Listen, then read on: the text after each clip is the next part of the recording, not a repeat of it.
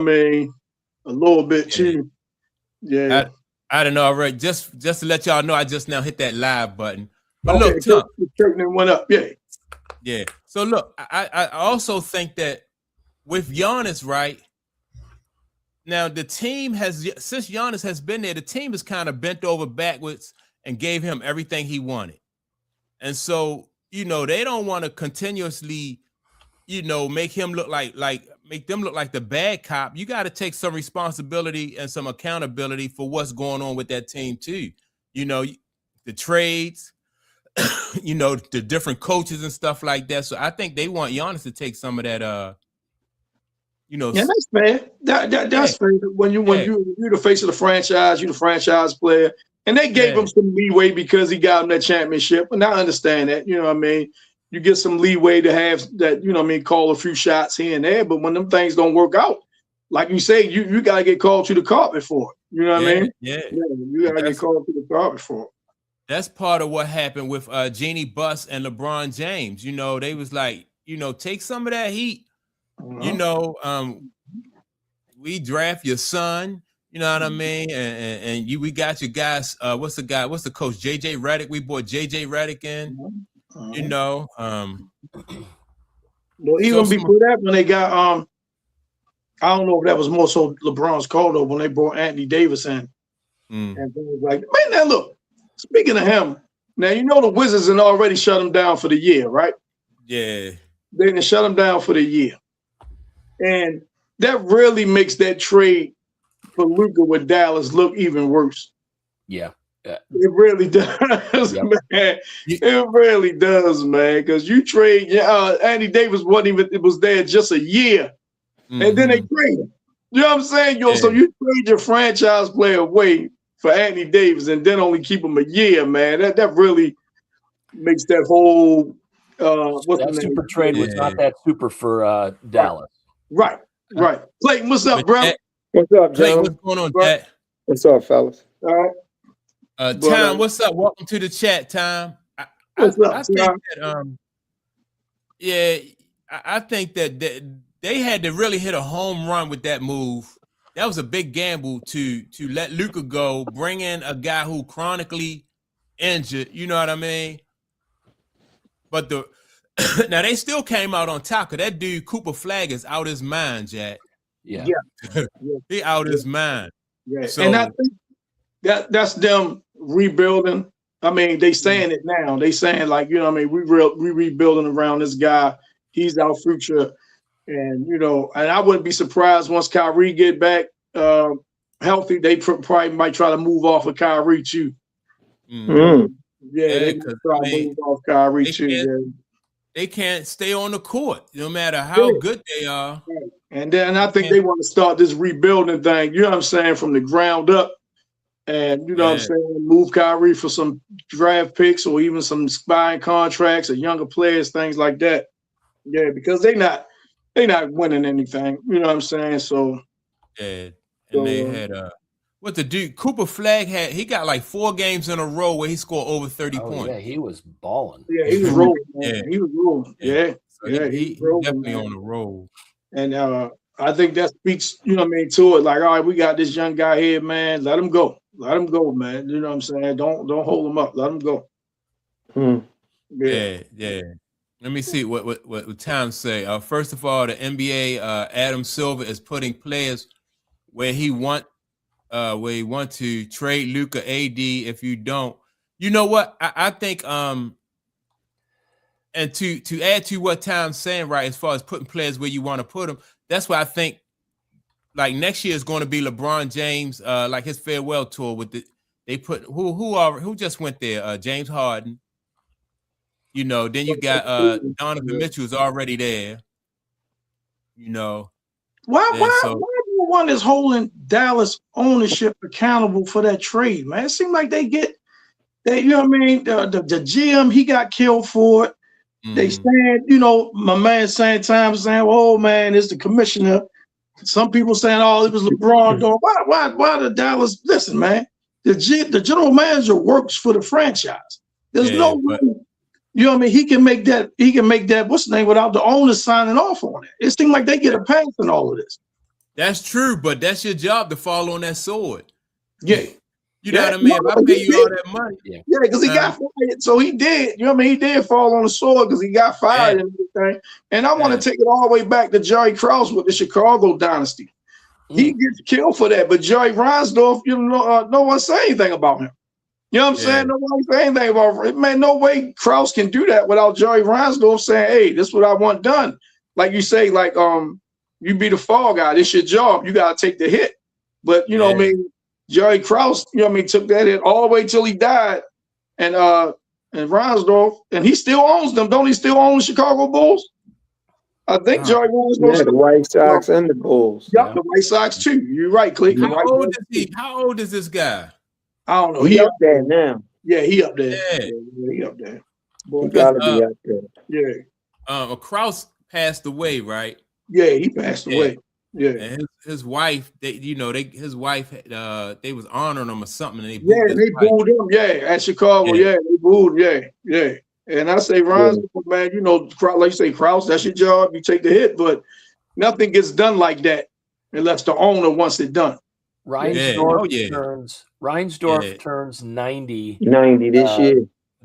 In about a week. Yeah. So couple weeks.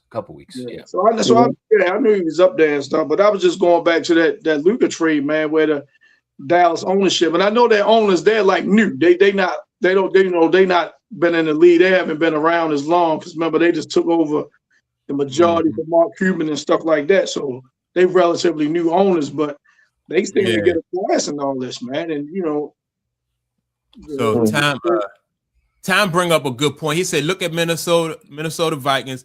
They got rid of GM and they got rid of him because of the Sam Darnold thing, right? I think so. It wasn't just, I'll agree with that, but it wasn't just Sam. Sam was the straw that broke the camel's back. Yeah. What else going up there, Jim? That's your hometown. What's going on? What else was going on up there?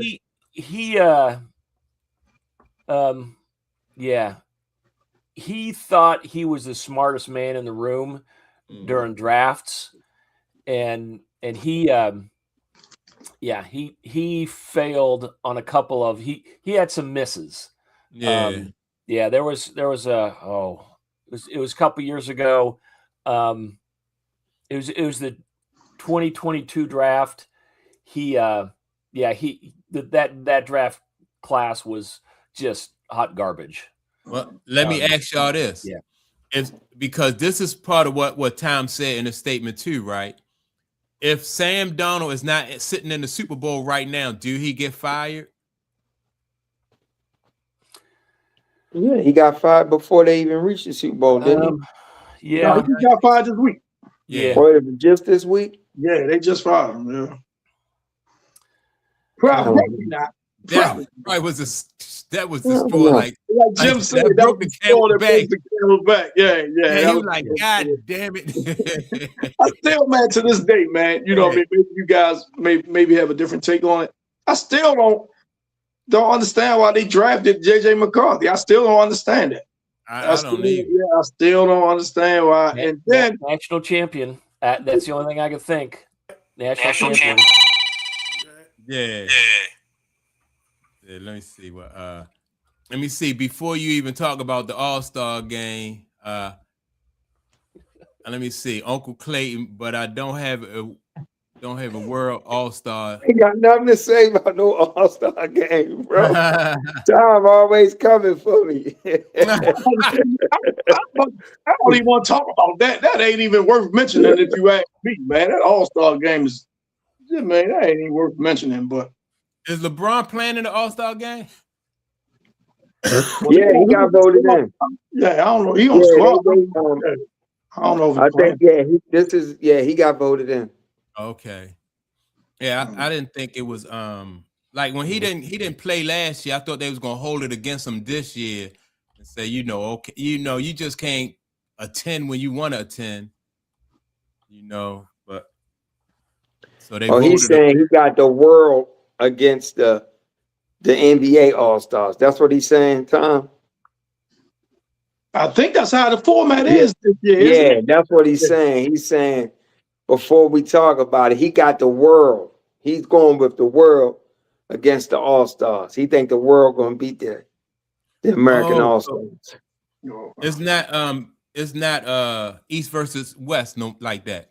Yeah. No, I think it's they've been switching it up a lot lately, man. Remember they pick their own starting five and all that. Remember they was doing that a couple years. Yeah. The top 2 vote getters get the pick. You know what I mean? I go, you go, like on the playground type thing. Because I think one year LeBron and Steph was on the same team, something like that. I don't know, man. You know, these All-Star games across the board, the Pro Bowl, the NBA All-Star game, man, it's getting, I don't know. It's just different. It's just different. Gimmicky, man. I think if you just go ahead and make it competitive again, find ways to make it competitive again, then you don't have to be, like doing backflips and having, all kinds of gimmicks. Don't even add a game. Just name the All-Stars and then just do All-Star Saturday, All-Star Weekend. You know what I mean? Still add a 3-point shot and you know what I mean, the skills competition, but don't even play the game because it's not competitive. Yeah, that's no different than when they name the All NBA teams at the end of the year, the All NFL team. Just name them guys. You ain't got to have a game. Yeah. That helps with their resume. Tom asked the question to bring up the All-Star lineup, so I just brought it up, and so here's how the format goes, right? It's actually 4 games. It's a round robin kind of tournament. Game 1 is, so there's 2 U.S. teams. There's a Stars and a Stripes, and then there's the World team. So game 1 is Stars versus the World. Game 2 is Stripes versus the winner of game 1. Game 3 is Stripes versus the loser of game 1, right? So all 3 end up playing each other. And then the championship is the top 2 teams from that 3-game round robin. So how long are the games, Jim? Right. I was about to say that. Like how long? Like 10 minutes or something like that? I don't know. Right. Doesn't even say. 10 minutes or so? They might do that Elam ending thing. You know what I mean? Like, that's crazy, though. So essentially what happens is you could have the Stars versus the Stripes, Stars versus the World, or Stripes versus the World. And so here are the guys on each of those teams. So the Stars is Scotty Barnes from the Raptors, Devin Booker from the Suns. You got Cade Cunningham and Jalen Duren from the Pistons. You got Ant-Man, Holmgren, Jalen Johnson from the Hawks, and Tyrese Maxey from the 76ers. So that's the Stars team. You got the Stripes team, which is Jaylen Brown, Celtics, Jalen Brunson, Knicks, Steph is on that team. KD is on that team. LeBron's on that team. Kawhi Leonard's on that team. Then you got Donovan Mitchell from the Cavs and Norman Powell from the Heat. So that's the Stripes team. And then, the World, you got Wemby, you got Cat from the Knicks, Siakam, Pacers, you got Murray and the Joker from Denver.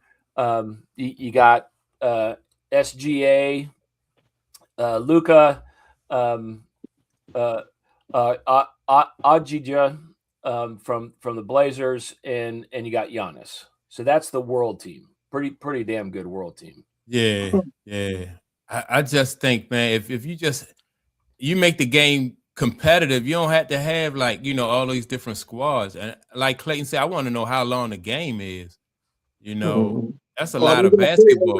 They're gonna play one game on Saturday, and then the winner of that will be, you know what I mean? Like the winner will play Sunday against, you know what I'm saying? Like, I don't know how the format is set up though. You know what I'm saying? Yeah. No, because Saturday you got the skills challenge, 3-point, all that dunk, all that stuff is on Saturday. The All-Star is Sunday, so I think they're gonna break these games down into short little minutes, like maybe 10-minute games. But remember when they used to have the rookies and the sophomore game used to be on Saturdays too. Remember when they had that? Right. 12-minute games. Yeah, like that. 12-minute games.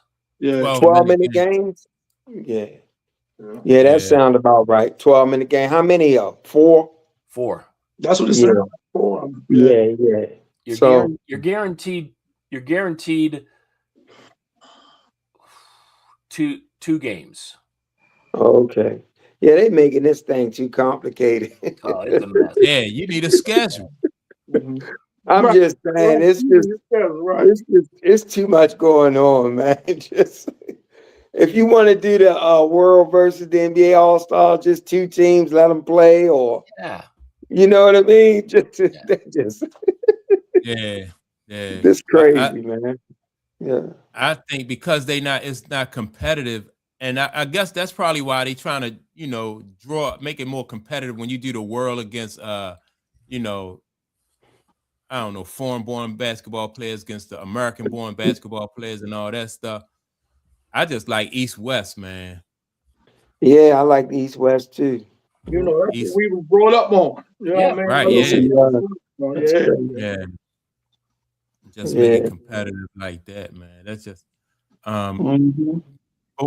before let's what do y'all think about Robert Kraft not getting the nod? Y'all think this is a trend or what? What's going on with that? Petty. Yeah. I think this some people get back against the New England Patriots, man. Yeah. I don't think Tom will get the same type of backlash, and I think he will only get. Not gonna say only, but I think a big part of why he won't get the backlash because he left and went to Tampa and won. You know what I'm saying? But if all his Super Bowls would have been tied to New England, like Kraft, and, you know what I'm saying, like Belichick, you know, he might have to hold his breath on that first ballot, but I don't think so now. But it's still unfair because the Spygate I put on Belichick and the tape in the practice, but I put the deflate on Tom. That's strictly Tom's. Yeah. I agree. No. Yeah. So Tom, you don't think that Tom Brady, you think he gonna make it on the first go round? Tom Brady is? Yeah. Only because of that Tampa Bay chip. Tampa Bay joint. Yeah. That Tampa Bay chip. I think if he'd have just been tied, all the Super Bowls would have been tied. So even though I think he'd still have a better shot than Belichick and Kraft if he wouldn't have got number 7. But I think he would have to hold his breath a little bit if he didn't get that one down Tampa Bay. Since he got that one in Tampa Bay, I don't think he'd be held out. Yeah, I don't think he'd be held out. That's it. Yeah.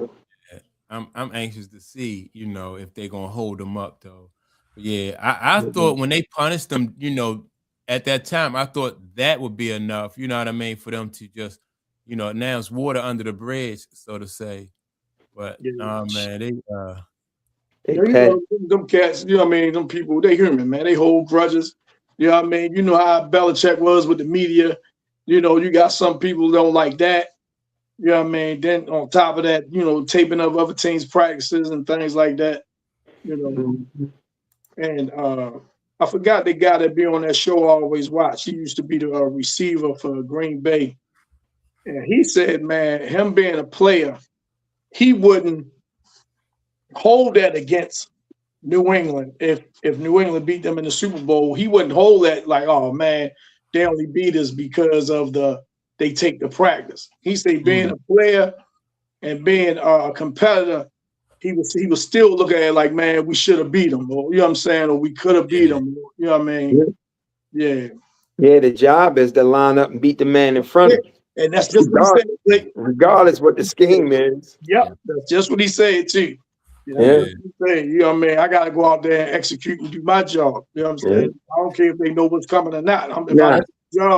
Larry Bird had so much confidence, he would tell you what he was going to do, and he'll do it. I mean, that's the mentality, right? That's the mentality he's talking about. Yeah. Yep. Yeah. That's crazy. Do you guys think Roger Craig is a Hall of Fame? You know he got voted in. He got it. He got it. That was Roger Craig. Go ahead, I like Roger Craig. I don't know.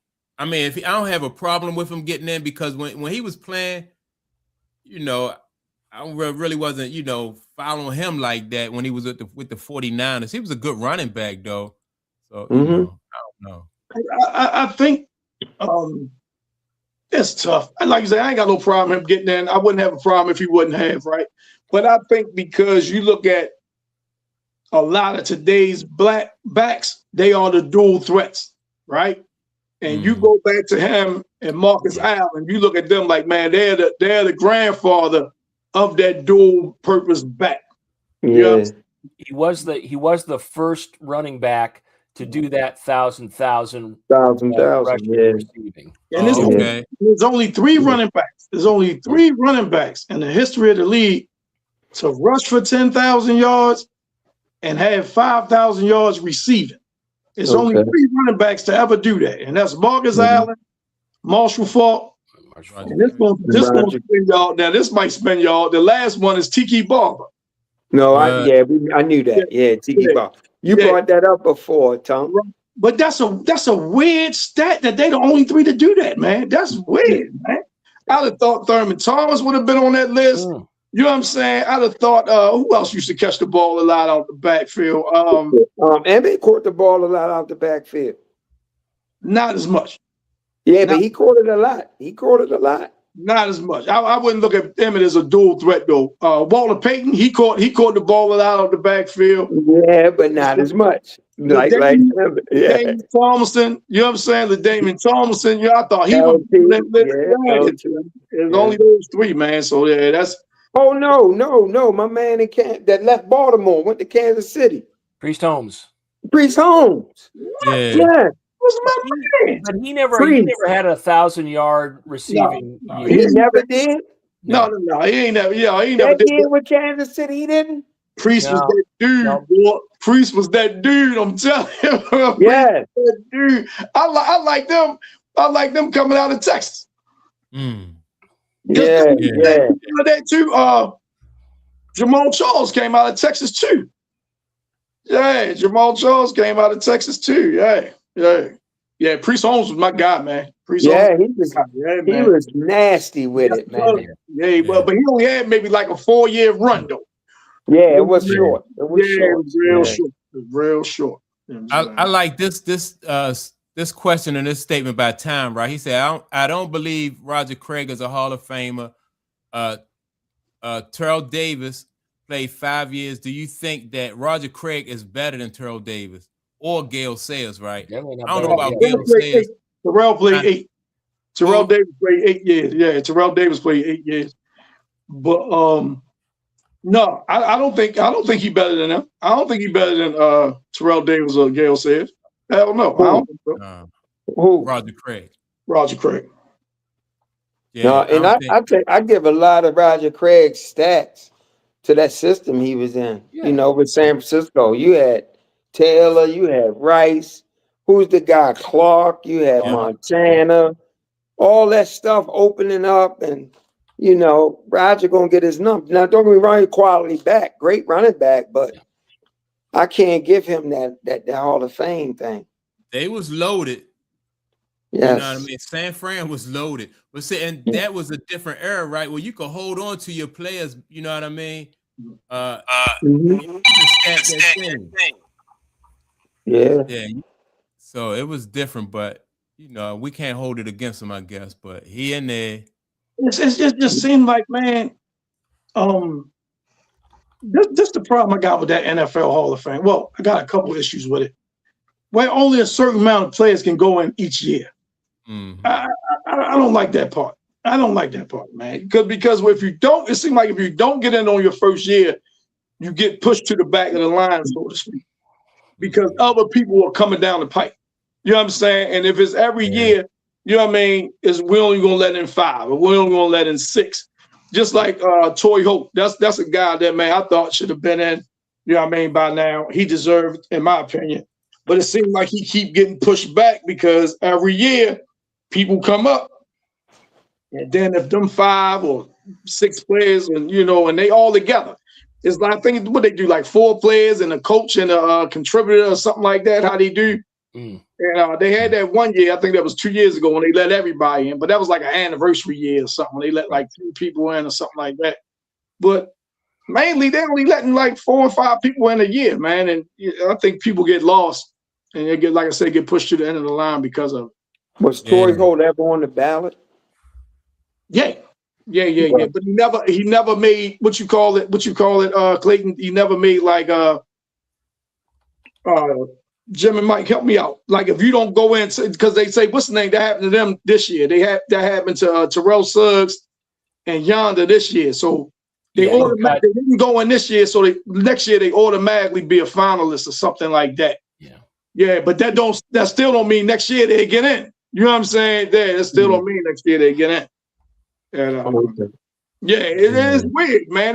They talking about changing it up. I don't know how much they're going to change it, but they talking about changing up the voting process and things like that. I don't know. It is a wait and see thing. Is Torrey Holt, is he ranked in receiving yards or any kind of receiving stats like all time? Well, he's up there. I ain't saying he's better than Fitzgerald or anything like that. No, I'm just saying, does he rank high? That I couldn't say like he's top 10. I think he does have 1,000 receptions though, but I ain't 100% on that either. Because I think the boy Isaac Bruce, I think he in the top 5 or 6. Isaac in there though. His teammate, he is in the Hall. Yeah, I think Isaac in. Yeah. Okay. Mr. Bruce in. Yeah. Yeah. Okay. Right. But I'm just saying, playing alongside of him, that's tough. And he was the one, and Isaac Bruce was the one. Yeah. Hell yeah. Yeah. Okay. You know what I mean? But I always put Torrey Holt in the same category. You guys might not agree, but I always put Torrey Holt in the same category. But what's my man that was up in with Indy? Not Marvin Harrison, the other one. Reggie Wayne? Yeah. I put Isaac Bruce and Reggie Wayne in the same class. I put them in the same class, yeah. I see that. Yeah, I put them in the same class. You know what I mean? You got all who was better and things like that. But I put them in, in the same class. Like, Mm-hmm. Do y'all think Eli should have got in? Hell no. Hell no. Yeah, I don't think Eli Hall of Fame. I put Eli in the category with Flacco. And some of them other guys. Eli got 2 Super Bowls and he beat the Patriots in both of them. So that don't extra weight. No, that does carry weight, Mike. It does. It does carry a lot of weight, but I still don't think that should get him. Not with me, it does. Yeah. I don't think what you say, Jim? So that doesn't carry the weight for me. Yeah. Yeah.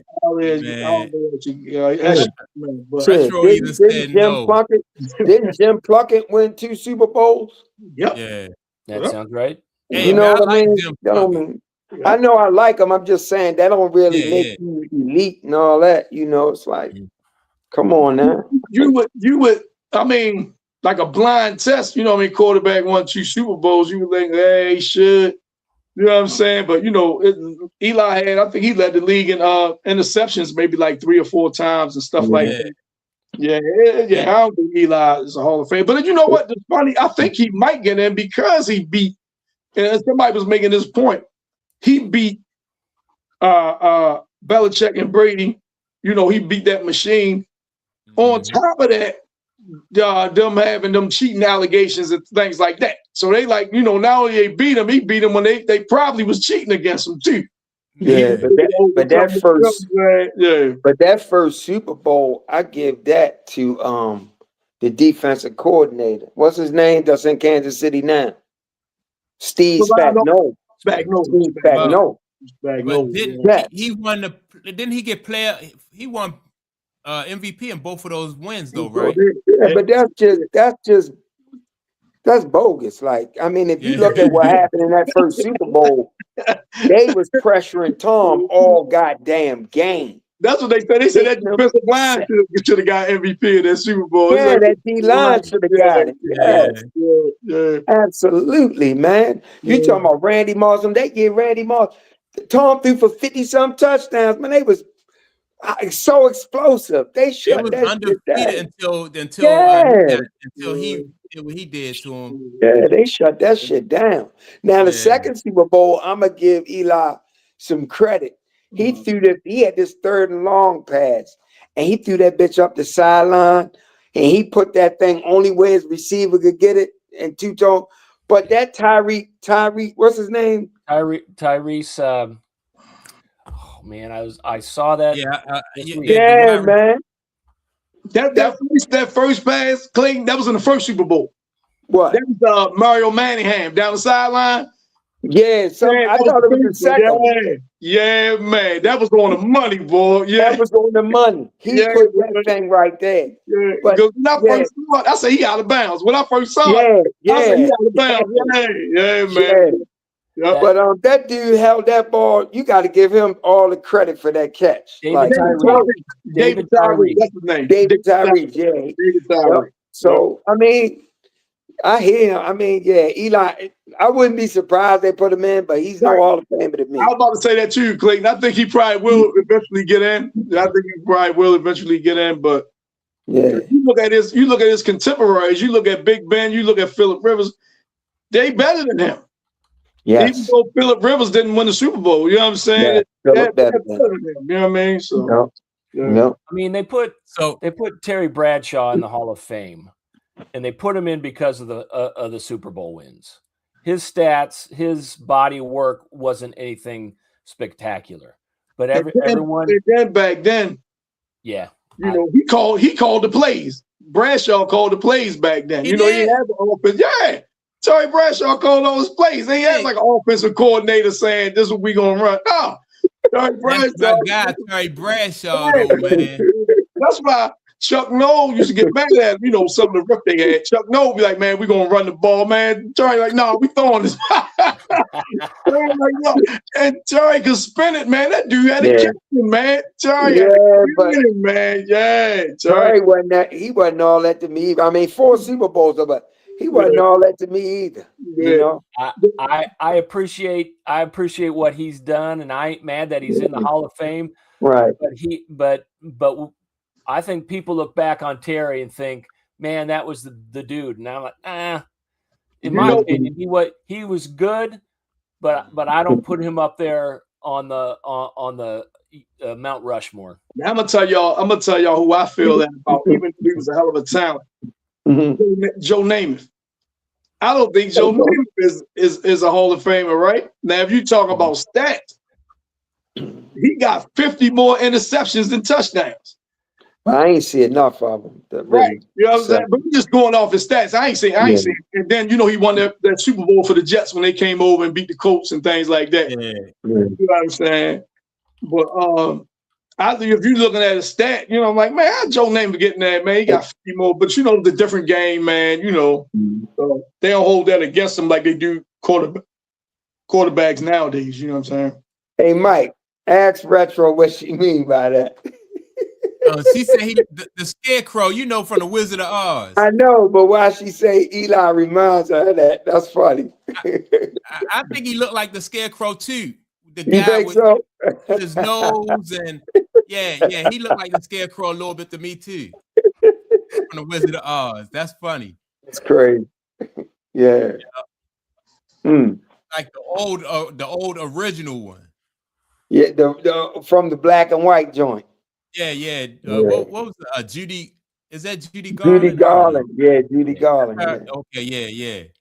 Mm-hmm. Yeah, he did That's look like that.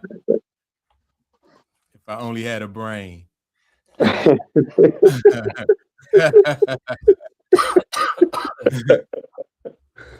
Let me see. Well, what Tom say? Let me tell you who's a modern day Joe Namath, but this quarterback has been a talent. Let me see. Aaron Rodgers. Aaron Choke Rodgers. Yeah, I don't know. No. I think. What about the 2 Super Bowls that Peyton Manning won, though? So we going by stats then, right? When we look at Peyton Manning, because if you think about Eli Manning in the big games, he showed up. Now, when you don't, like say like you have regular season success, but you don't have postseason success, they they penalize you for that, right? People. Well, once you get to the playoffs, man, and then you turn it, that's what I liked about Eli, man. Once he got in the playoffs, he just played, he played up.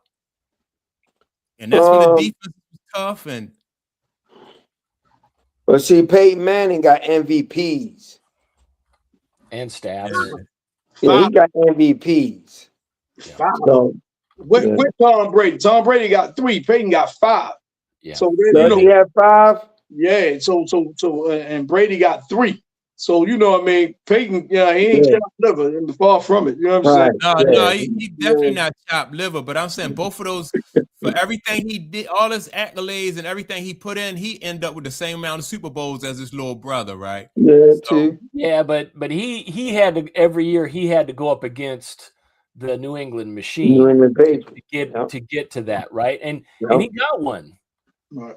He got 2, but he got one during that. And you know what, Jim? You almost got to attach that cheating thing to everything. Yeah. New England was doing. So maybe they had some inside, information on Peyton and them. You know what I'm saying? You never know. It just leaves you to wonder. You know what I'm saying? It just leaves you to wonder like that. Yeah. And talk about calling your own plays. In the modern era, Peyton was calling his own plays. Yeah. He was the first guy. Yeah, he was the first guy that would really he could read a defense so good. Yeah. Yes. Yes. He was the guy that would go up to the line and just totally change the script. Change everything. Yep. Yeah. And he would throw the ball, and this is what I loved about him. He put the ball in the area where the receiver was supposed to be. That's why he threw a lot of interceptions too in his first year, because he was putting it where they were supposed to be. No, you're absolutely right. You know what I mean? He threw the ball where the receiver, cut the route, he round the route instead of squaring it off, things like that. But D-back undercut him. All that stuff come into play. That come into play. And that show up on film. But I threw it where you were supposed to be. Yeah. And he ain't care about that pick because he knew that's going to show up on the film. It's going to make hold his receivers accountable once you start looking at that. But he put that ball, he would throw to the space. Right. And he knew where the open space was when he read that defense, man. He was like, he was real cerebral. If you ran, I heard him say one time, if you run the route you're supposed to run, you'll catch it. He said, because the ball will be there. Yeah, he said, if you run the route you're supposed to run, it's a completion. He said, because the ball will be there. Yeah. Now he threw an ugly ball. He ain't throw the prettiest ball. He threw some ducks. You know what I'm saying? He threw some ducks. But they was on the money though. They was on the money though. Yeah. Them ducks were easy to catch too. I'll never forget when Ed Reed baited him though. This was the craziest play I ever seen from a safety ever. He baited Peyton Manning. He broke to one side of the field on purpose, knowing Peyton was going to come to the other side. But after he broke, he just spun around and covered all that ground, man, and picked his ass off. That was the greatest shit I ever seen in my life. He said, well, Belichick explained this too, because he loved Ed Reed. Yeah. But Ed Reed said he noticed Peyton Manning would pump to the right side. Pump to the right, and then go left, right? Yep. So when he saw Peyton Manning pump to the right, he just turned and sprinted. He turned, sprinted like a center fielder. Didn't even look at Peyton Manning no more. He just turned and sprinted to going down the left sideline, and he turned around and picked it off. That was an awesome play. You're right, Clayton. That was an awesome play. That was good. That was awesome. Yeah, man. Yeah, so that's why Peyton, So do y'all think Peyton is who he is? MVPs, huh? Coming up to today's game, right? Do y'all think it's going to be a defensive battle because both teams got stellar defenses? Do y'all think it's going to be a defensive battle, or y'all think it's going to be some points scored? I think it's going to be a defensive game, but I was telling Mike earlier before you guys jumped on, my gut kind of just, and I don't know why, but my gut kind of says this might be a lopsided victory, but I don't know which way. I can't put my finger on which one's gonna.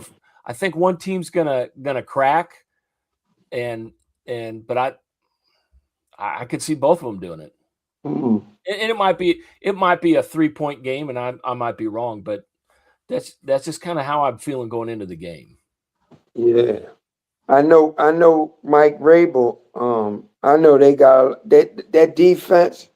They do a lot of scheming and disguise and stuff like that. So this going to be a great test for Sam Darnold. Yeah, but I'm not so sure. I'm not so sure. I just don't know. I don't know. I just don't know who gonna win. Seattle, you land the points. I can't get no beat on the bet, and I can't get beat on nothing on this game. I think the quarterbacks. I think it's gonna come down to one of these quarterbacks. Like is Drake Maye going to crack, or is Sam Darnold going to crack? I think they're going to be able to make a certain amount of mistakes, right? But if you make too many mistakes against this defense, whereas though they get a pick six or something, or they get a short field, I think that's what's going to hurt them. Whoever make a mistake in that kind of situation. Seattle got this dude they move around all over the place. I think what's his name? Walker the third or something. Oh, yeah. Is that the guy? Yeah. They moved this guy all around, man. And I think he's on special teams too, right? What is it? He a D-back or a linebacker? No, on offense. He's a running back. Yeah, he's a running back, but they move him around. He come out the backfield. This dude is a weapon for real. He is a real weapon, man. He might be somebody that might make a difference. Yeah, absolutely. Because they're going to count for Puka. They're going to count for the other receiver. I can't pronounce his name. They're going to count from him. Yeah, Puka and the other guy. They're going to count for them. You know what I'm saying? So he could be the one that find his space. You know what I'm saying, and do something. I'm leaning towards. We was doing this when we was in the chat earlier, and I think Drake Maye is going to be making plays with his legs. I think he's going to make some plays with his legs. And, right. You're right, Clayton. He's going to have to, I think. I think he's going to have to. I mean, that Seattle defense is the number one defense in the NFL. Yeah. But knowing Mike McDonald, he gonna spy Drake. You know what? I was about to ask that. Would you spy him? He gonna spy him. You don't know. That'll be interesting, Clayton, because he's not like a Lamar or Michael Vick in the sense where as though I would dedicate just one guy to spy him, because that's one less man you got dedicated. And pass coverage, that's one less man you got dedicated. And pass rushing, you know what I mean? I don't know if I was spy him, but you have to. Yeah. Because that's just like last week, the week before last against the Broncos. It was like you knew it was going to come down to him running to make a difference in the game. So he's been using his legs throughout the postseason. You'd be crazy not to. It just depends on like how fast, right? You know what I mean? How fast if your lineman can catch up with him, right? Then you may not, because you're going to dictate, Because if you spy him, you like I say, you're using one less man in pass coverage. You know what I'm saying? Things like that. He's not running though, Clayton. Just listen to this, Clayton, before you go. He's not running, and you got a linebacker spying him. That linebacker is really like useless. Wait. Yeah, you know what I'm saying? He's useless to the defense if he's not running. You know what I mean? You got somebody dedicated to spy him. Go ahead. What you saying though? No, but I hear you on that. But the way you spy is like you're not just gonna have him just sit there and do nothing. It's almost gonna be like he got his eye out on him, but he still got another assignment. Like Seattle defense is very versatile. And you know what I'm saying? They're extremely versatile. So I don't think it's gonna be like that where he's spying Drake and that's all they doing. You know what I mean? But I do think they're going to have somebody accounting for Drake if he decides to tuck and run. You just got to me. You have to. If you want to win, Do y'all see Sam Darnold? What's more likely, in y'all opinion, what's more likely to happen? He have an outstanding game and I ain't talking about no crazy 505 touchdown game, but you know what I mean, 275 plus 3 touchdowns. Is he more likely to do that, or is he more likely to lay an egg? I got Sam Darnold, man. I got Sam. I think he has arrived. Mike, you've been on him for a minute, though. Honestly, you've been on him for a minute. Yeah, you liked him for a while. Yeah. I just thought when he was with the Jets, I thought he was with a BS, organization when he was with the Jets, and I think he hear everything that people saying about him, and they wait for him to come back to form and stuff like that. I think Sam Darnold, man. I think he's gonna play. I think this really proved what he did last year in Minnesota wasn't a fluke. Yeah, win or lose. It wasn't win or lose. And he's the story. He's the story of the whole Super Bowl. Well, Drake too, because this only his second year. Yeah, but the thing is, Sam Darnold was cast off as a bust. Yeah, he's done. I think I said those words. Those words. Yeah. So now you talking about coming from? I think I said those words. Being a bust to being a Super Bowl champion. That is the story. Yeah. And he's not just going along for the ride. Like you say, he's part of their success. Yeah. Right. So look at his past 2 seasons, what he did last year in Minnesota. Then this is his first year with this team and these receivers. You know what I mean? They developed the chemistry that just shows like he a legitimate quarterback. No doubt about that. No doubt. He a legitimate no doubt. quarterback. But I also think, he went high in the draft when he came out. He went in front of all them guys. Only one he didn't go in front of was Josh Allen, I think, right? Yeah. Josh went early, but did he come out with Baker and Lamar? He came out with Lamar, right? He came out with Baker. Yeah. So he went up high, but I think too some of it early on the game was fast and it was moving fast. True, he was with the Jets; they was garbage, but the game was moving fast. After a few years, stuff slowed down, man. And when stuff started to slow down, you start to process better and you get comfortable, because he always had the arm talent. It was just what he was seeing out there. So I just said, No. You good point. I think it's that. And man, guys get coached up too, man. People don't recognize coaching as much as they should, I think. Yeah. You get guys, you get them coached up, man. They like a whole different player. Just being with a different system, a different coach. You look like a totally different player. So what you think about that though, Tunk? He had a whole different coach. Last year, you know what I mean? And then this year he got a different coach. Offensive coach and head coach. I think it speaks to the coach in Minnesota. He's known for his offensive prowess and things like that. So I think he was coached up in Minnesota. And the same thing, even though McDonald's like a defensive guy, I think the offense that they implemented, though a lot of the things they did in Minnesota last year with Sam Darnold, and they always ask, man, what was you comfortable with? What type of plays? And they would adopt them plays and put them into their own playbook, Tom, some believe it started in San Francisco. Even though he didn't get much playing time, he was there with Mike Shanahan and them. Yep. Yes. Yep. That's right. That's right. You're absolutely right. You can't discount that. You can't discount I like that. Shanahan and them, but I'm not giving them the credit for that, man. You don't want to give him no credit, Mike? I like Shanahan, and he always has success with quarterbacks. But you know what I mean? But Darnold was going to pick up. I mean, that's the point, right, Clayton? He was picking up. He was learning. Right. And building that offensive mindset and the schemes. I mean, to be a successful quarterback in the NFL, you have to put in the physical work, but also the mental work. And I think the mental work is it's starting to show up. Right. Last year and this year. Right. Like remember that time he still gets killed for it. Not so much lately. When he said, man, I'm seeing ghosts out there. Remember, he was with the Jets, and he came to the sideline. That was him who said that? He's like, seeing ghosts out there. Yeah. And then like that's what he was seeing then. Like he's seeing stuff that's not there. I bet you he don't even have that issue now. You know what I'm saying? He don't even have that issue now. But like you say, he was seeing things then, like disguises, like Clayton was saying, disguise and give different looks.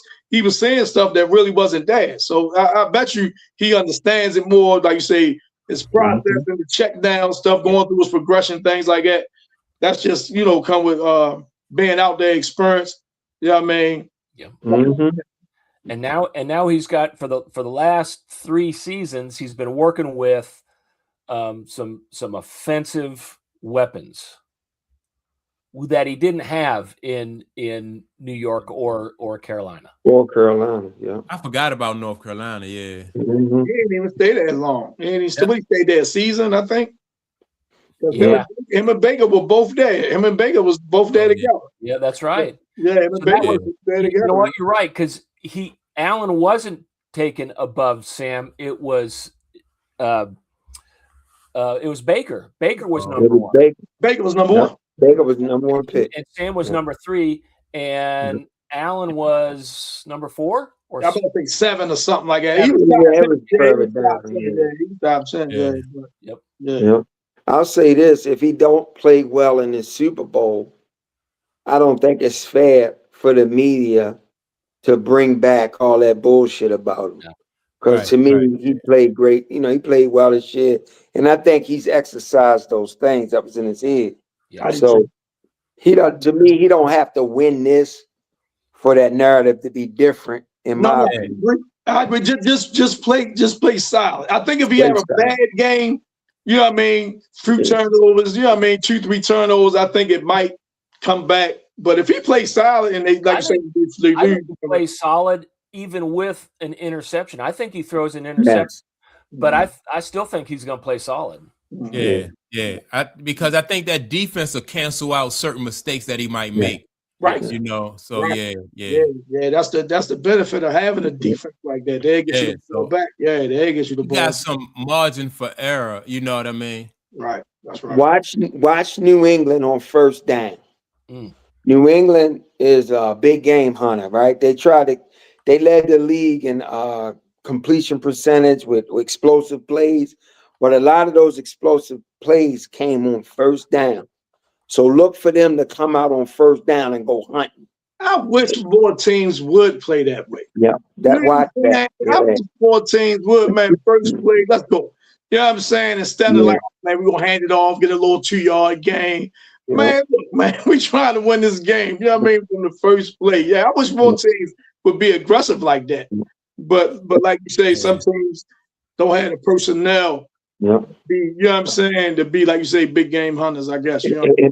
And the problem with the Patriots, them young guys up front, I think they got 2 rookie guards, if I'm not mistaken. I know they got a tackle, but he hasn't been playing all that well. They got a tackle. Because he's a rookie, right? He's a rookie, right? He might be a rookie. Yeah, he's a rookie. Yeah. And I think they missing a guy too. I think they might be on their second string on another player on their offense. I ain't know for sure. Yeah, that's probably going to show up because Seattle, that pass rush and stuff. So that's what's really been hurting New England during the postseason is that young guy. He's been getting. I mean, I watched a couple of replays. Yeah. They just pushing him right back into the backfield. They say he might wind up being a guard, but they drafted him, a tackle. They say, they say he might wind up being a guard when it's all said and done. But I mean, they just pushing his ass right back into. So that's gonna play a part. Yeah. Look, right now, Tom Brady received some backlash by saying he didn't have a dog in the fight. Right? I don't know if y'all seen that. Yeah. Seen a lot of backlash. A lot of former teammates, a lot of former Patriots got on about that. Right? He has since come forward and said, "Man, he cheering for Kraft. Go get, number 7, so we can match and things like that." Tom Brady, real calculated type dude. I think Tom Brady see the writing on the wall when it came to that Hall of Fame thing, and I think he was trying to associate himself with it. You know what I mean? That degree. So when I'm up, hey, don't be looking at me side eye. Don't be questioning my, my resumes and my championships in New England. But because he got so much backlash from former teammates and things like that, even some current players like, damn, Tom, you ain't gonna roll with your guys. You played that 20 years. I know Vince Wilfork, he was vocal about it. I think Patrick Surtain, he was vocal about it. Teddy Bruschi. Yeah, Teddy Bruschi. So he has since, changed his stance and said, came out publicly and said, I think it was on Twitter or something, and said he's supporting, Kraft to win 7. But I thought that was a calculated answer when he said, I don't have a dog in this fight. Because nobody believed him. You know what I'm saying? When he said, at least I didn't. I didn't believe him when he said it. I think Tom is being politically correct because he see that Kraft and Belichick ain't get in.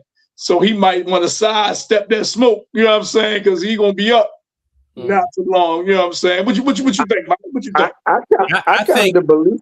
Oh, go ahead, Mike. Well, I agree with Tom, right? I just think that, like, no, you damned if you do, damned if you don't. If he'd have picked either one of these teams, he'd have got crucified.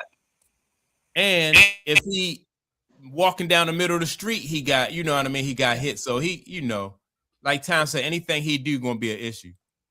See, I don't think if he said I'm rooting for the Patriots, I don't think he got crucified for that, because that was everybody's general consensus. Like, how would Tom not be rooting for the Patriots?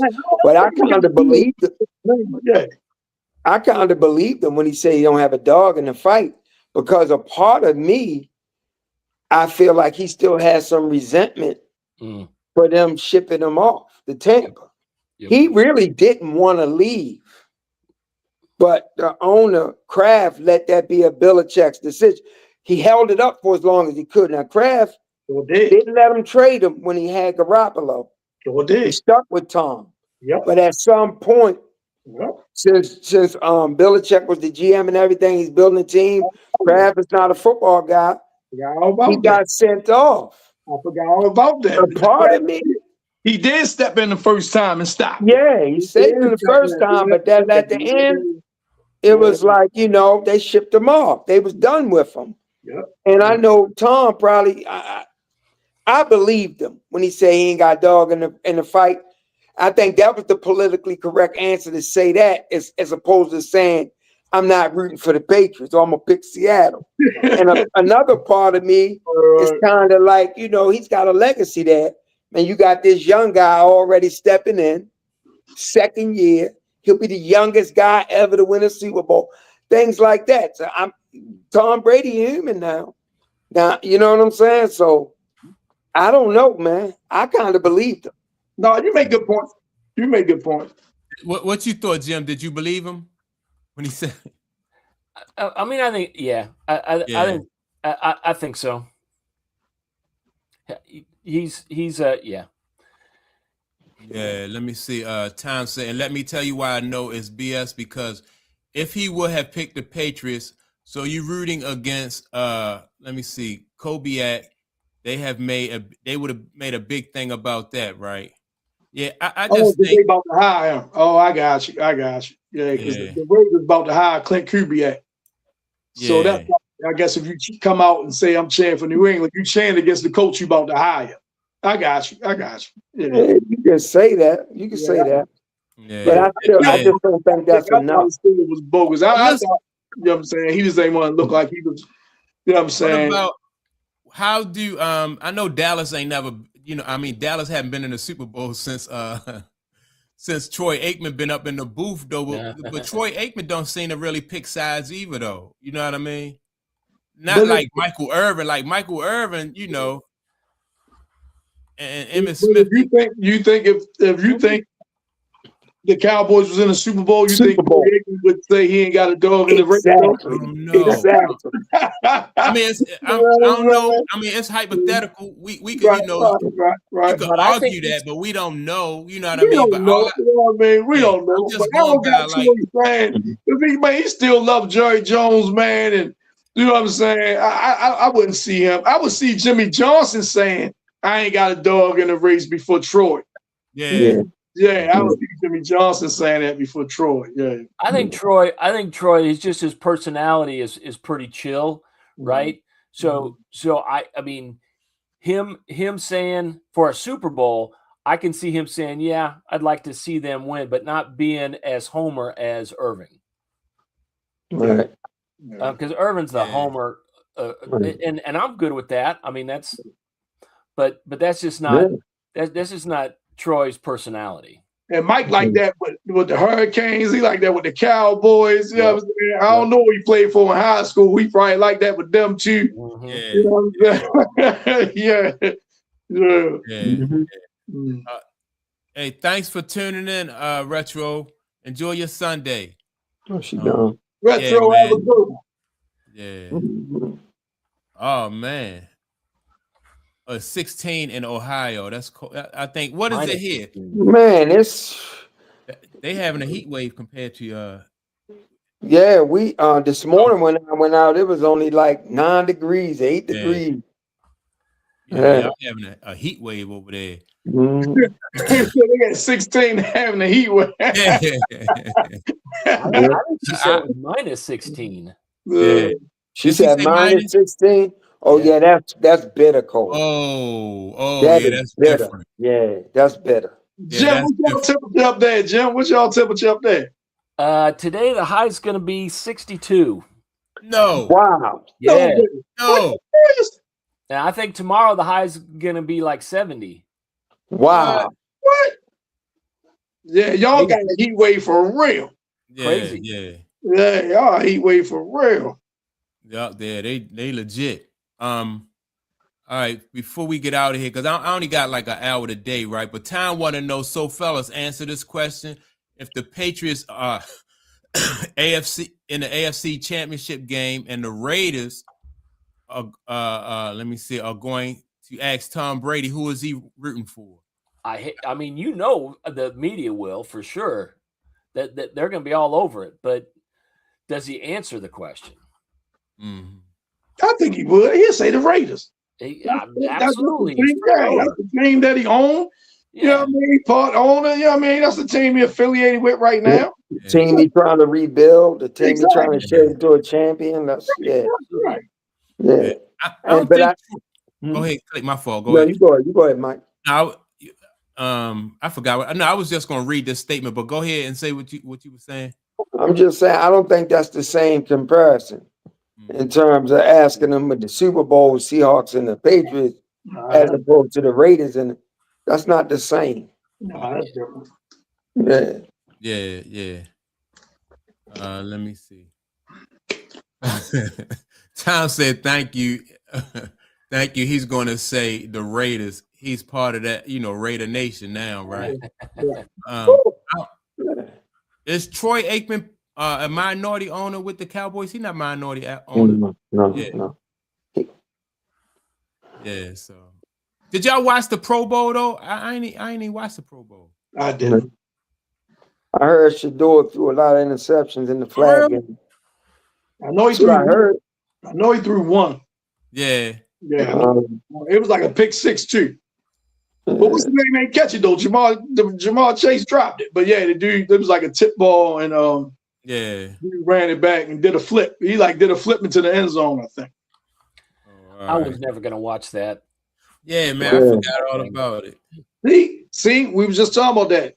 Along with the NBA All-Star game, the NFL, I'd rather watch the skills competition, man. Who got the biggest arm, who could hit the target. Remember back in the day they had the targets driving crawls on the golf cart, and you gotta hit it. Yeah, I'd rather see something like that, man. Yeah. I'd rather see something like that, man. They have the long snappers trying to snap through the little holes. Right. Yeah, all that type of stuff, man. I'd rather see stuff like that than the actual game. That was a flag game now. You know what I'm saying? Now, I would watch flag. Yeah, because that's almost like a skills contest. You know what I mean? And you get to yeah, but that's what the game was, Mike. The game was a game. Yeah, the Pro Bowl was a flag game. Oh, all right. That's anymore. Yeah, it was. Well, that's good because you don't want nobody getting hurt. Right. I can understand in football why they wouldn't go hard in football. Right. But yeah, man. He threw 2 picks. Okay. Threw 2 picks, 25% completion rate. To be honest, man, he wasn't supposed to. To be honest, he wasn't supposed to. Man. You know what I'm saying? He wasn't supposed to be there, Right, man. right. Definitely wasn't. Yeah. Tom said he definitely didn't watch. He had to go to Costco's and BJ's. I mean, that's if I had a choice, that's what I'd be doing. I want to say that's time well spent. That's time well spent. No doubt. Yeah. His priorities are in order. Hey, real quick, Mike, before you get out of here, real quick. What's up? The WNBA owners, they came back with a proposal. They only offering them 15% rev share. From 9 to 15? That's it. What they asking for though, Clayton? What they want 30. They want 30. Yeah. They want around 30. Yeah. And this is what they originally was saying to them. They was originally saying, we'll give you guys 70% of net revenue after that comes after they pay everything. That's based on the profit.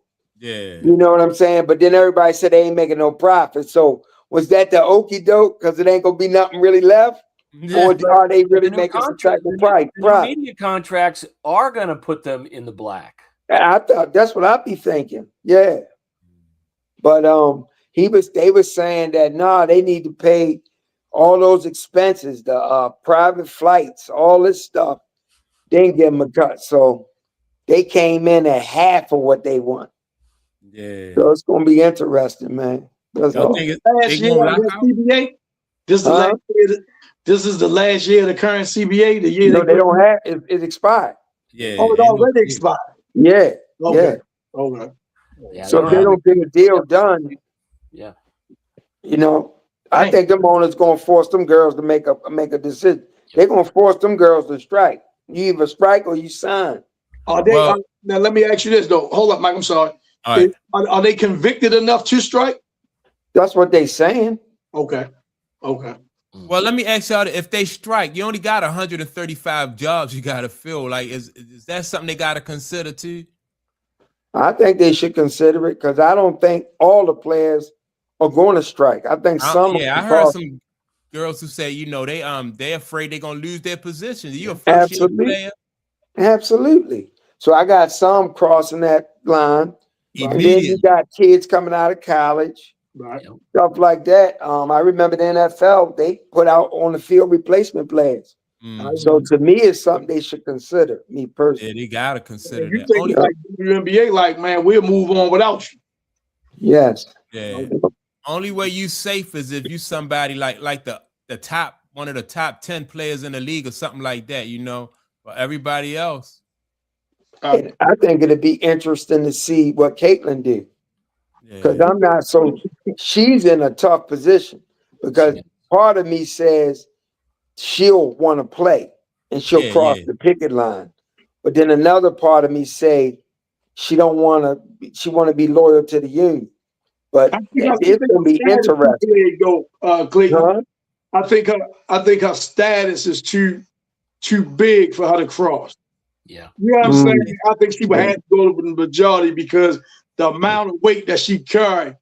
Because if she, definitely, because if she chooses to play, it's like, oh man, we don't have the leverage no more. If Caitlin, play, we ain't got the leverage no more. Right. And the league moves on. That's right. And get great ratings and everything else. Right. That was right. But she will alienate them girls. You're right. Well, they kind of, it was the same way with Unrivaled, right? You know what I mean? If she'd have played at Unrivaled, I think Unrivaled would have had a better, so.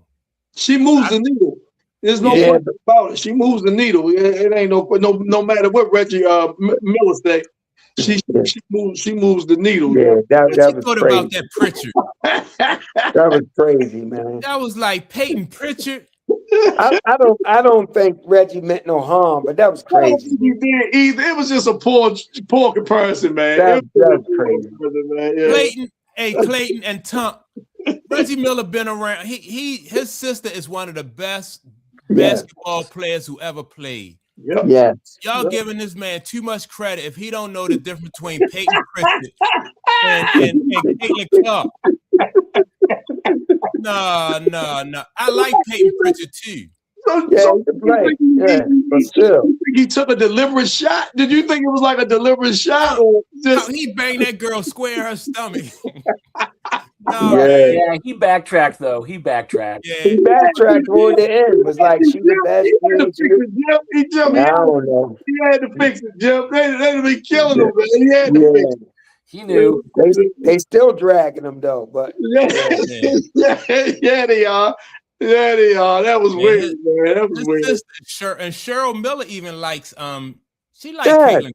Oh yeah. So yeah. That was. You see Caitlin face. Right. I know y'all done seen that video floating by now, huh? I just saw the still shot. I didn't see like the live. I just saw the still shot and he said it, right? She's looking like, what the hell? Trying to figure out who Kate Pritchard is. Yeah. Right. That was funny, man. Pritchard. That was funny. Yeah. Yep. But I don't know. It'll be interesting though. Did y'all see her play Crawford in the the horse game? Yeah. I did. I ain't see it. Yeah. They played, instead of going pig, they went NBC, 3 letters. Okay. But you had to win 2 games out of 3. Yeah. So cool. Let me see. All right. So I think Tom says when you alienate a person, don't look for the person to come and save you. Those people are called users. And we said that I think the WNBA players did want to use Caitlin Clark, you know what I mean, to their benefit. But I think I don't know. She is in a tough position, like you said, though, Clayton. If she, if they go to strike, or she in a tough position. The thing about her is she's above all that. She's fully aware of what's going on. She's fully aware of how they, the alienation, the using, and everything. But she allows it because she so much loves women basketball, the W, and women's sports. So it's almost like she offers herself up sacrificially, and she keeps it moving. She don't get you locked in on that. Her being used, though, Clayton. Yes. Is it to her detriment? No. Okay. Yeah. Because you know why? Because the more they do whatever, to me, it just makes her character. It's like it's just growing her star. It's just making her star shine brighter. Because everybody can see she's fully intelligent. She's fully aware of what's going on, but she's not engaging in the nonsense. She's there for one reason and one reason only. She loves basketball and to try to move the game forward. That's what she want to do and inspire young girls. She stays so locked in on that. Yeah, it ain't hurting her. She's selfless and humble.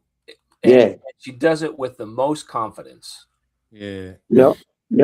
And don't get me wrong. I'm sure when she with her friends, homies, and I'm sure she talking shit now. Sure. About some of them girls and some of the shit she hear. But when when them lights come on, they put the mic in her face, and she's always saying the right shit. So I don't think she cared much about that. Yeah, because it's not really affecting her. Yeah. It's a bigger picture out there, man. But yeah, man.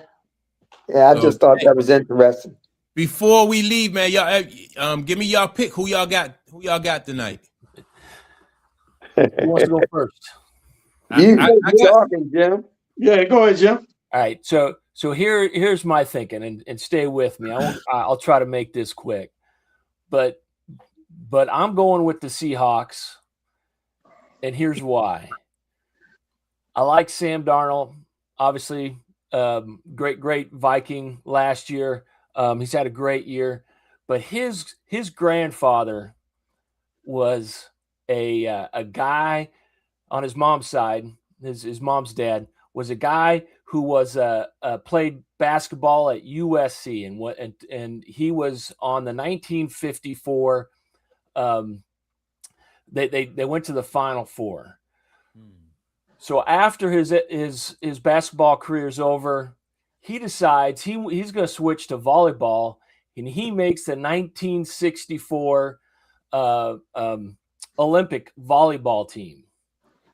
After he's done with that, he goes out and becomes a firefighter and is so successful in Southern California that he actually gets put on that TV show in the 70s. You guys may remember Emergency, which was about paramedics and firefighters. He was on that show. Oh, okay. And you know who that guy was? He was the Marlboro Man. Oh. Sam Darnold's grandpa is the Marlboro Man. Okay. And you know what his name is? His name's Dick Hammer. I kid you not. You can't make this up. What's his name? Your grandpa does all that. He's so cool, and his name is actually Richard Dick Hammer. Oh, okay. You got something going on, man. I'm rolling with Sam. Oh, okay. Sam Dick Hammer. Yeah. Yeah, man. I just like his story and his comeback. I'm going with Sam Darnold. I think, the last 2 years proved that he ready for this moment. So I'm going with Sam Darnold. Yeah, he's the story. I believe in the storylines and stuff. He's the story. So, but I don't know, man. With so many it's so overwhelming on the Seahawks. Everybody's picking the Seahawks. So when that happens, I like to go the other way. So yeah. I really think that's the story, though. I think Sam is the story. He'll win it, but I'm gonna say I'm rooting for the Patriots. Okay. Yeah, that's what I say. I'm gonna go with New England. I'm gonna go with the underdog on this. I think Mike Vrabel won't have them guys dialed in, and I think in the matchup against Seattle, now a lot of people won't say New England defense is just as good, but I think this is just as effective. I think it's just as effective as Seattle's defense. So I'm gonna go, and I think the rushing capability of Drake Maye might come into play. I think it might come into play in this game. And I'm not talking about touchdowns. I mean a key first down, keep the chains moving, things like that. A key fourth down, to retain possession, stuff like that. I think that Drake Maye might, his rushing, his legs might come into play. Yes. So I'll pick New England. Yeah. All right, so I'm rooting for two New England and two. Well, I'm rooting for New England. Oh, okay. Yeah, I can't call the game. Yeah. But no one can. You know what I'm saying? Yeah. I just think that story with Sam Darnold is the story. It's hard to get away from that. But I'm rooting hard. Do you think because it's Sam Darnold's story, they're gonna make sure they get him over the finish line? Amen. Yeah. I mean, stranger things has happened. You know what I mean? Yeah. Amen. Stranger things has happened. You know what I'm saying? I'll never forget Tim Brown and Jerry Rice said their Super Bowl was rigged. I'll never forget it. When they was on the Raiders, yes. Yep. So I don't, I'm just excited for this Super Bowl, more excited than I've been in a long time.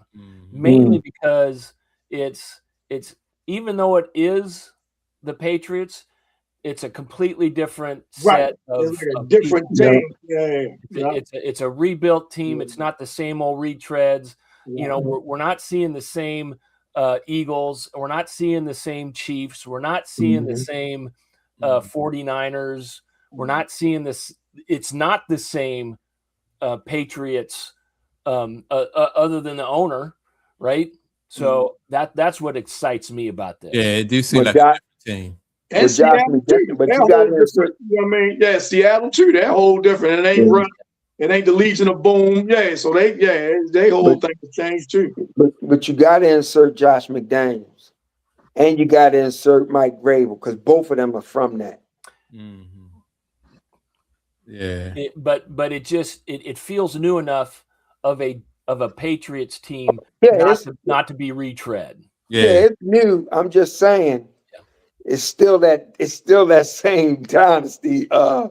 It's the DNA of that. That's all I'm saying. Yeah. That's why we gotta give Josh McDaniel a ton of credit. Yeah, for sure. A ton of credit for that Patriots dynasty. Yeah. They saying he might be the greatest offensive coordinator in history.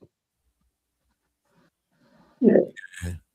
Yeah, I don't even know how you. I don't even know no other offensive coordinator. You know what I'm saying? That you would kind of like compare. Exactly. Most of them move on and become head coaches and things like that. So, you know, a lot of them don't stay in that position to be considered that. Yeah, so he tried it, but he realized this is who he is. So yeah, he's back home. But yeah, it's gonna be interesting. Yeah, but you're right, Jim. It's a new Patriots dynasty. It's a new iteration of that. Yeah. All right, Mike, man, we ain't gonna hold you up no more, brother. We know you. All right, fellas, I appreciate y'all. Enjoy this game, man. Get them snacks ready. Appreciate your time. Appreciate you. Let me see. Retro and everybody else who tuned in. Yeah, man. So have a good one, Tom. Yeah, everybody I'll take be it active easy. in the chat later, though. I'll be active in the chat later on when it goes. My man Chuck said, "I'm ready to go live now."